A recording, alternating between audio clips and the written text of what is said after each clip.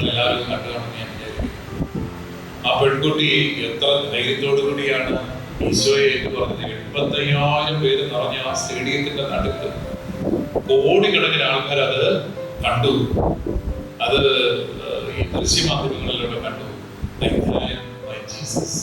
ഈശോയെ സാക്ഷ്യപ്പെടുത്തും അല്ലെ. എന്തോ ഒരു വലിയൊരു സാക്ഷ്യമാണ് ആ പെൺകൊച്ചു നടത്തിയത്.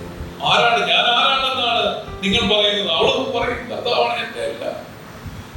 എനിക്ക് വേണ്ടി അവൻ യുദ്ധം ചെയ്യുകയാണ്, എനിക്ക് വേണ്ടിയിട്ട് അവനാണ് എല്ലാം ചെയ്യുന്നത്. ശക്തമായ വിശ്വാസ പ്രഭാഷണമാണ്. ആ പെൺകുട്ടിയുടെ ജീവിതം എളുപ്പമല്ല. അവിടെ നിന്നുകൊണ്ട് വളരെ ചെറുപ്രായത്തിൽ 22ാമത്തെ വയസ്സിൽ ദേശീയ ടീമിലെത്തി. പിന്നീട് അവൾ പുറത്തുപോയി. അവൾക്ക് ആശങ്ക രോഗങ്ങൾ ഉണ്ടായിരുന്നു, അതിലൂടെ എല്ലാം അവൾ കടന്നുപോയി. എന്നിട്ട് അവൾ തിരിച്ചു വീണ്ടും ടീമിൽ വന്നു. പക്ഷെ അവൾ കർത്താവിനെ കൈവിട്ടില്ല. അവൾ കർത്താവിനെ കേട്ടു, കർത്താവിനെ മുറുകെ പിടിച്ച് ഏതവസ്ഥയിലും അവള് കർത്താവിന്റെ ആ സ്നേഹം അനുഭവിച്ച് കർത്താവിനെ ശരണപ്പെട്ടു. ഞാനത് കണ്ടപ്പോൾ ഓർത്തു, നമ്മുടെ ചെറുപ്പക്കാര പിള്ളേർക്ക് കർത്താവിനെയോട് സ്നേഹമില്ലെന്ന് ആരാ പറഞ്ഞ? ആൾക്കാർ അല്ലെ. ന്യൂ ജനറേഷൻ ഒന്നും ഈശോയെ അത്ര പിടുത്തമില്ല.